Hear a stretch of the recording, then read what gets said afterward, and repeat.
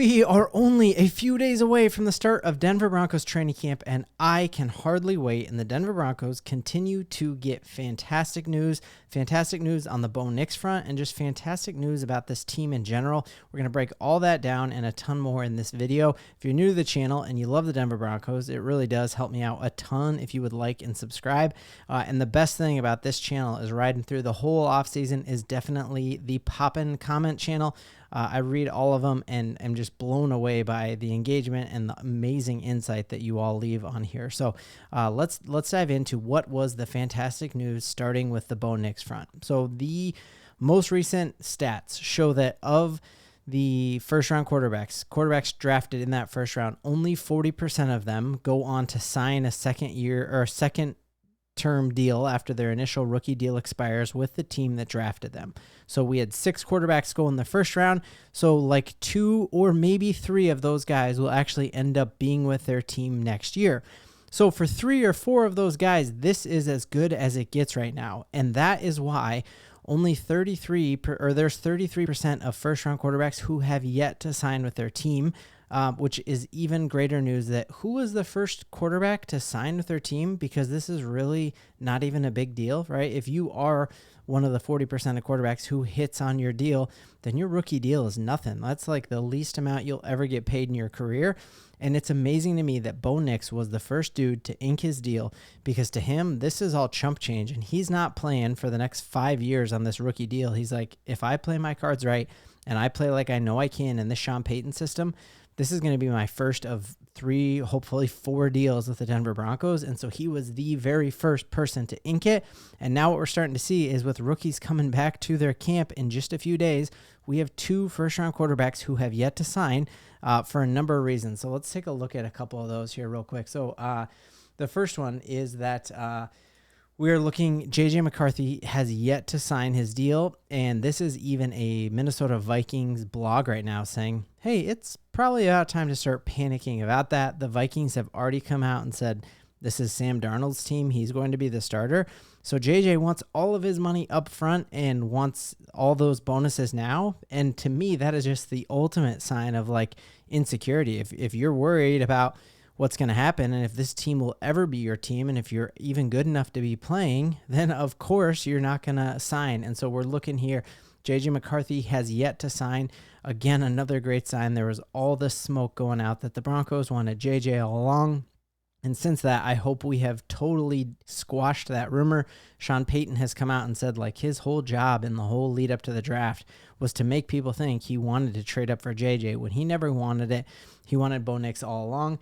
The other person who has still yet to sign is, we're looking at, I think I had it up on one of these, is Caleb Williams, and their first-round wide receiver as well, Rome Odunze, still have not signed. And again, to me, that's just a sign of franchises that will not end up ultimately developing Caleb Williams. There's a reason Jay Cutler is the only quarterback who's done well for them in my entire lifetime, and that it's just not a quarterback-friendly city and franchise, and that all starts here. And so it's great news to me that Bo Nix, not only is he signed and ready to rock by next week, he showed up at Jarrett Stidham's passing camp. All of his former coaches are coming out and saying how much they miss having him play at Oregon. We're just hearing people jump over top of themselves gushing about Bo Nix, and we see the confidence Sean Payton has. And so that hit rate, man, 40%, only 40% of quarterbacks end up with the team that signed them for a second-time deal, and we've seen that play out right here with Drew Lock, with Paxton Lynch, with Simeon. Like we've just seen that, and I'm very confident that we are done and we are off of that quarterback carousel, and Bo Nix is gonna be the dude. And so the other fantastic news to me is that going into training camp, we have just had so many national sources who have never been to a practice, like Jaleel McLaughlin said when he was on 104.3 The Fan the other day. He was like, they haven't even been to a single one of our practice. How do they know what we got? We're keeping track of all this hate. And so we are seeing multiple media outlets, again, throw the Denver Broncos under the bus, throw Sean Payton under the bus, and you see that grin on his face when he's asked about it. And he said, I've got 2 middle fingers, and I've learned with age to not use them anymore. And you just see the confidence that he has. And I think these chips that he's keeping receipts, he is a vindictive person in a good way, and he's our vindictive coach, and he's keeping track of all of this. And so what we're seeing is USA Today just not only like are they saying we're bad, like they're saying like we're worse than bad. So they put us in the good luck 2025 club and called us a directionless franchise and said it in a really sarcastic way. Drafting Bo Nix in the first round was certainly a choice. The Broncos lack star power and have a coach whose lure is overstated. And Sean Payton is reading that. He's keeping track of it, and he is ready to put the league on blast because he now has quarterbacks. He's got 3 quarterbacks now who are going to install his entire offense, not just the guard rails like Russell Wilson did. And he is feeling confident as ever. And that confidence is overflowing to Jaleel McLaughlin, overflowing to Courtland Sutton, and so many people are talking on the Broncos internally are talking about how they don't know what they're about to see, but we who've been following this team know what they're about to see, and it's going to be very, very exciting. So if you've kind of checked out, like there have definitely been times in my Broncos life when I've checked out of being frustrated. Let's just do a quick overview of some of the biggest things that have me incredibly, incredibly bullish on these Denver Broncos. And the first one is our running game is going to be a force again. We have had so many times in Denver Broncos history, from Terrell Davis to Clinton Portis to, McGahee, like we have always had a formidable run game. And Javonte seemed to be the pack who could be a formidable running back. And mostly because of an injury that really is a 2-year injury, which he is going to be fully recovered from at the start of training camp. Everyone's talking about how he looks to have his old burst and his old cutback. But also we know that the Russell Wilson system truly limited him because defenses knew that Russell Wilson was not a cerebral quarterback who could read the defense at the line and then audible into a running play if you had safeties out of the box and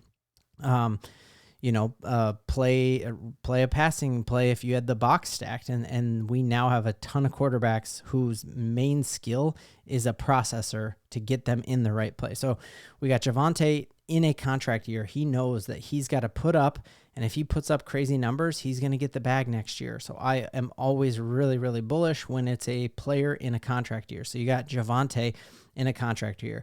You got Jaleel McLaughlin, who already was like the absolute stud of last year, right? Everyone was shocked with how good he was, and he is the hardest working player on our team. First one in the door when the facility unlocks at 5:15 a.m. I'm sure he's setting off the alarm. So you got Jaleel. Then behind him, we went out and stole Audric Estime, who a lot of people did not think would be there when we were able to pick him up. And so we now have a 3-headed monster in those guys, and we're able to get an undrafted free agent that we gave a massive amount of money to. And so that is, I think our running game is going to be very, very formidable this year. And I cannot wait to see us break that streak. We haven't had a 1,000-yard rusher since Philip Lindsay. That's going to change. The other thing that you maybe, if you've checked out, you noticed Justin Simmons left. You might think we've got a massive hole at the safety position.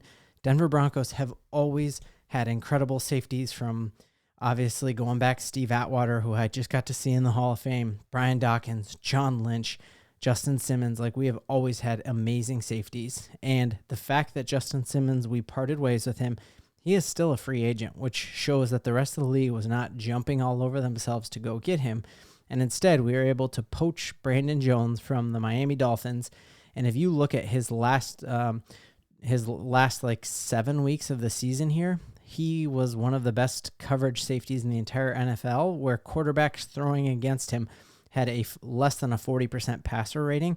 So that's fantastic. And you tie him now with PJ Locke, that both of them went to the University of Texas. There's a cool brotherhood there.